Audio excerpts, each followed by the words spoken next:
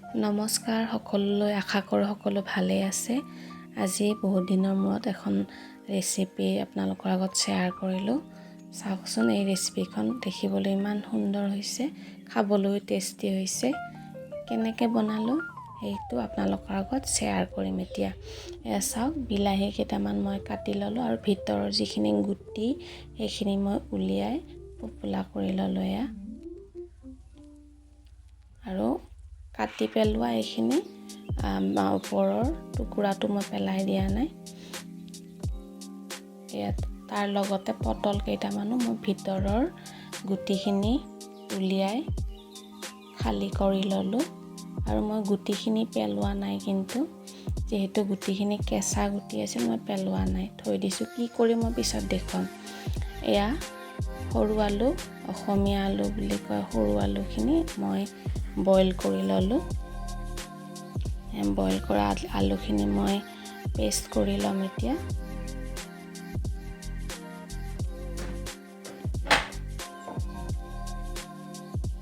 এয়া চাওক, ৰঙালাওৰ গুটি মই এয়া ধুই পেলাই ৰ'দত শুকাই লৈছিলোঁ। পাচলি খাবলৈ অনা ৰঙালাওৰ গুটিখিনি এইবাৰ মই এনেকৈ চাফা কৰি ল'লোঁ। আৰু এতিয়া গৰম পেনখনত তেল নিদিয়াকৈ ৰঙালাওৰ গুটিখিনি ভাজি ল'লোঁ। আৰু সেইখিনি এতিয়া ঠাণ্ডা হোৱাৰ পিছত মিক্সি গ্ৰাইণ্ডাৰত গ্ৰাইণ্ড কৰি ল'ম। আৰু গ্ৰাইণ্ড কৰাৰ পিছত মই বাকলিৰ পৰা ছেপাৰেট কৰিবলৈ চালি ল'লোঁ। এইখিনি গুড়া ওলালে এতিয়া মই বইল আলুখিনি অকণমান পিঁয়াজ দি পেলাই অলপ তেলত ভাজি ল'ম।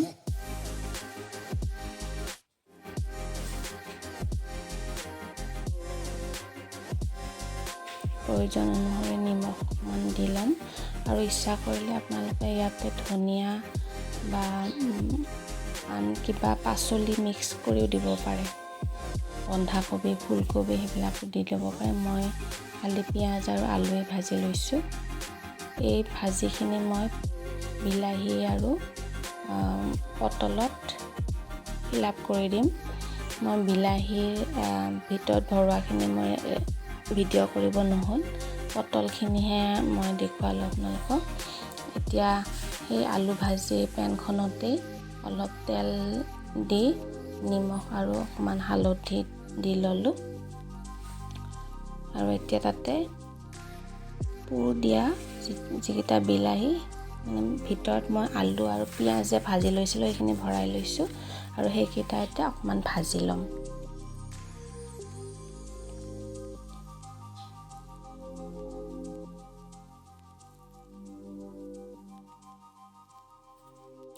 অকণমান ভজা লগাবৰ কাৰণে ঢাকনিখন দি দিলোঁ। এতিয়া মই বিলাহীৰ ওপৰৰ টুকুৰাখিনি আৰু অকণমান পিঁয়াজ আৰু অলপ পিঁয়াজ আৰু অলপ কাজু তিয়াই থৈছিলোঁ। আৰু এয়া পটলৰ যে এৰুৱাই থৈছিলোঁ গুটিকেইটা, সেইখিনি মই পেষ্ট কৰি ল'ম। আৰু এয়া চাওক, কাজু তিয়াই থৈছিলোঁ।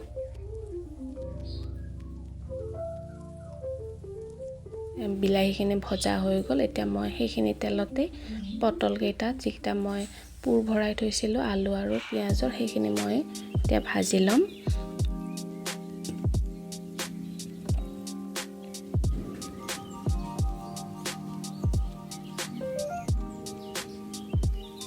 খাব পৰাকৈ যেনেকৈ আমি পটলটো যিমানখিনিলৈ ভাজিব লাগে সিমানখিনিলৈ আমি ভাজিছোঁ।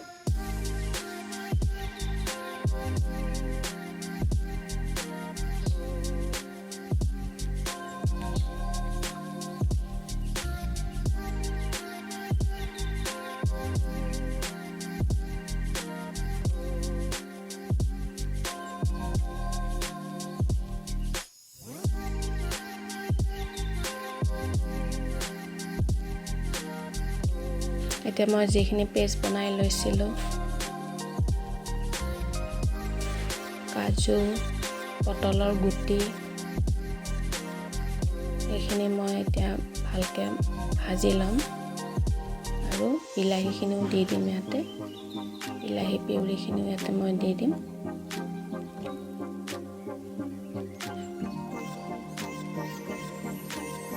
ভালকৈ ভজা হোৱালৈ লৰাই থাকিব লাগিব। এতিয়া যিখিনি মই ৰঙালাওৰ গুটিৰ গুৰি উলিয়াই লৈছিলোঁ সেইখিনি মই ইয়াতে দি দিম। এই ৰঙালাওৰ গুটিৰ তৰকাৰী বনাই মানে খুব টেষ্টি হয় খাবলৈ। বনালে আপোনালোকে বনাই নে কেতিয়াবা কমেণ্ট কৰিব। আৰু মানে এটা ধুনীয়া নেচাৰেল যিটো মিঠা, চেনি নিদিয়াকৈ সেই মিঠাটো আহে তৰকাৰীখনত। ৰঙালাওৰ গুটিৰে বনালে মাছো এনেকৈ বনাব পাৰি। কেতিয়াবা মই বাৰু আপোনালোকৰ আগত শ্বেয়াৰ কৰিম ভিডিঅ'। এয়া প্ৰয়োজন অনুসৰি মই নিমখ, হালধি, জিৰা গুড়ি, অকণমান গৰম মছলা দি দিলোঁ ইয়াতে।